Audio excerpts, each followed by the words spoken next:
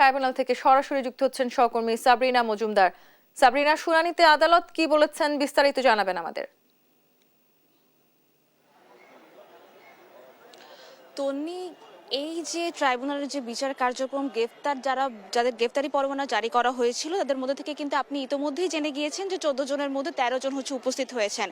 যে আব্দুর রাজ্জাক আসেননি, তো 13 জন আদালতে উপস্থিত হওয়ার পর তারা আসলে তাদের যে আসামি পক্ষে মানে তাদের যে আইনজীবীরা আছেন তাদের সাথে আসলে কথাবার্তা বলেন এবং এরপর বিচার কাজ শুরু হয়। তো প্রথমেই চিফ প্রসিকিউটর মোহাম্মদ তাজুল ইসলাম ট্রাইব্যুনালকে জানান যে যেহেতু এহসানুল হক সমাজিকে বিশেষভাবে প্রসিকিউশনে রাখবেন তো সরকার, এর ফলে এহসানুল হক সমাজি কিন্তু আজকে তৌফিক এলাহি, ফারুক, জুনাইদ আহমেদ পল্লব, সালমান এফ রহমান, আনিসুল হক এদের আইনজীবী ছিলেন এবং তারই প্রেক্ষিতে তিনি আসামি পক্ষের আইনজীবী থাকতে পারবেন না, কারণ তাকে প্রসিকিউশনের বিশেষভাবে রাখবেন।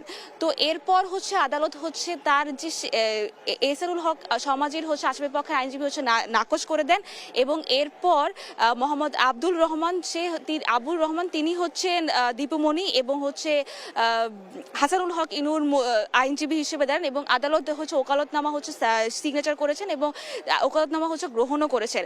এরপর যেটি হয়েছে সেটি আস্তে আস্তে যে চিফ প্রসিকিউটর এই যে সাবেক প্রধানমন্ত্রী শেখ হাসিনা শুধুমাত্র জুলাই আগস্ট গণহত্যায় কিন্তু নয়, তিনি যে 16 বছরে যে নির্যাতন চালিয়েছেন, যে নির্মম নির্যাতন চালিয়েছেন, গুম হত্যা কাণ্ড চালিয়েছেন, বিভিন্ন ধরনের অপব্যবহার চালিয়েছেন, সেটি শুধুমাত্র কোনো খাতে নয়, প্রত্যেকটি খাতে, যে শিক্ষা খাত থেকে শুরু করে বিভিন্ন রাষ্ট্রীয় খাতে এবং তার নিজের স্বার্থের জন্য যে বিভিন্নভাবে বিভিন্ন রাষ্ট্রের অঙ্গ সংগঠন চালিয়েছেন, সেটি কিন্তু চিফ প্রসিকিউটর তুলে ধরেছেন এবং তার যে শেখ হাসিনা যে স্বৈরাচার রূপে পরিণত হয়েছেন সেটির জন্য যে এই 13 জন যে আসামি রয়েছেন, তার পিছনে যে 13 জন আসামি রয়েছেন সেটিও তিনি প্রকাশ করেছেন।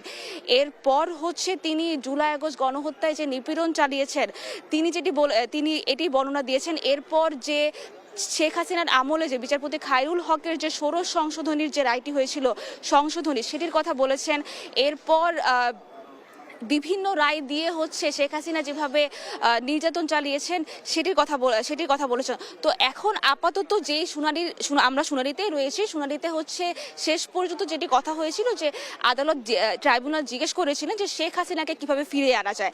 তো প্রসিকিউশন জানিয়েছেন যে সরকার বলেছে যে ভারতের সাথে বন্দি বিনিময় চুক্তির মাধ্যমে আসলে শেখ হাসিনাকে গ্রেফতারের ব্যবস্থা করা হবে, যেহেতু আজকে তাকে গ্রেফতারে আনা কথা হয়েছিল।